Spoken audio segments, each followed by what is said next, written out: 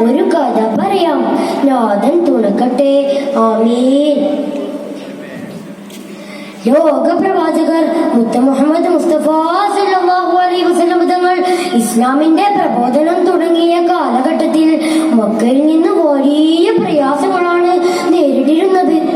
അസഹ്യമായ പ്രയാസം കാരണം പല മുസ്ലിമീങ്ങളും അബിസീനിയയിലേക്ക് ഹിജ്റ പോയി.